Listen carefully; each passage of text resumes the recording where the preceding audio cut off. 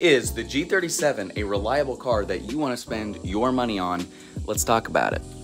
Now, when talking about the G37, it goes from the years 2008 to 2016, technically.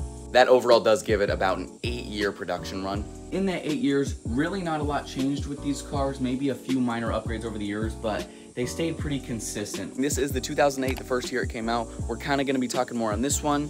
First up, we're going to talk about all like non-engine related things, from electronics to body, suspension, all things like that.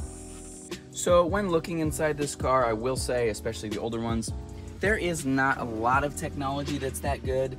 You know, we got like cruise control, heated seats, but nothing really too crazy, especially considering mine is the base. Which, for reliability, honestly, isn't that bad. The less kind of electronics there is, the less can go wrong. So I will say, honestly, for the most part, I have not had really any problems, but kind of one as of lately. So you actually are able to go into a sport mode in this car, which is you're gonna go down and to the left. It puts it in this little DS, showing that you are in sport mode. I have having trouble lately. Once shifting, it'll do that, but if I kick it back into drive, won't adjust on the screen right there. See, I'm in DS, it's not in DS, now I can't shift.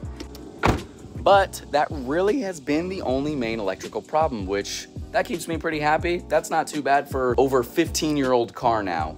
Another thing is suspension. I have had no problems with the suspension at all. I've ran aftermarket suspension, as you can maybe barely see in there, and no problems whatsoever with the car.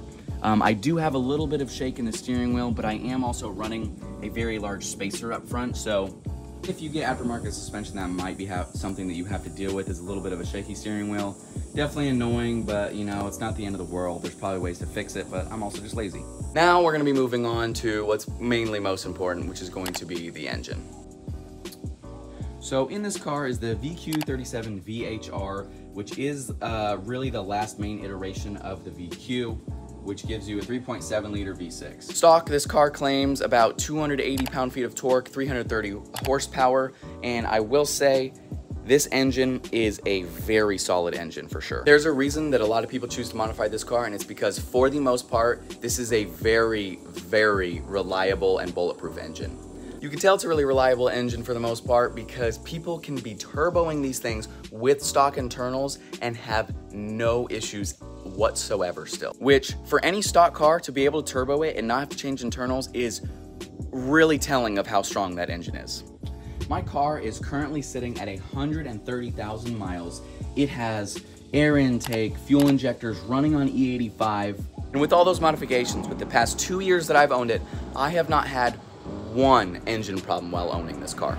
And that is with routine maintenance. You know, I had a coil packs go out, so I replaced all the coil packs. That's really the only thing that's even happened to the engine. I replace the oil every 3,000 to 5,000 miles. I keep up with it, and this thing has been rock solid. And to prove it, I made 341 wheel horsepower in this car right here. 341 wheel horsepower on a naturally aspirated V6, and it's still not even full bolt-on.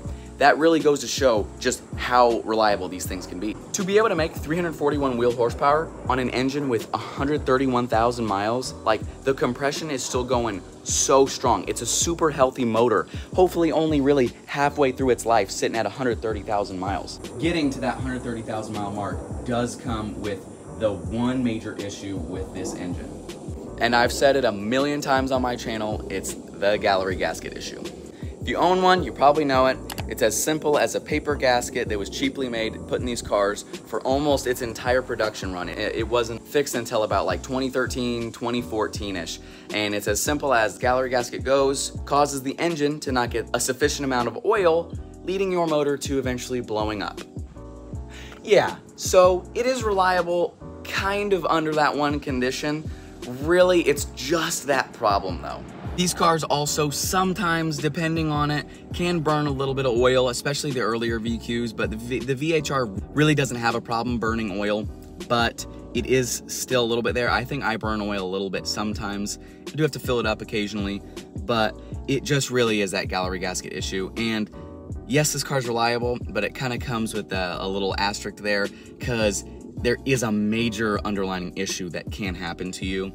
If you get that done, I mean, this motor can last you God knows how long. It's It's really just that one main issue that can hold people back and that people don't do, like me. So I will say, kind of take it with a grain of salt. I know there's Honda engines out there, there's Toyota engines out there that are definitely probably more reliable, that don't need some $2,000 engine fix down the road.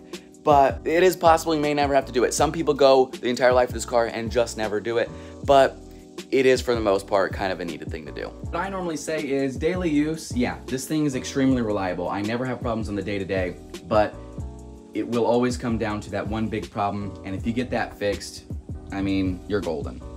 Any engine that can last, you know, over 200,000 miles, especially with how hard I drive this thing, you know, for it to have that good of compression and make that much power at 130,000 miles, that's impressive. It's just plain and simply impressive.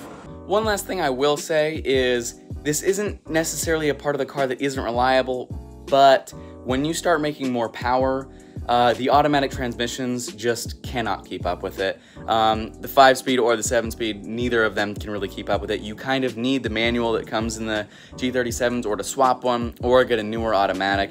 Those transmissions just cannot handle when you get to a lot of power. Like my 5-speed, it runs pretty rough with that 341 wheel I'm making. So definitely something to know. Not that it's not reliable, you know, stock in the car, it's completely fine, but when you start making more power, it's kind of just how it goes for those transmissions, unfortunately. Would you consider it reliable?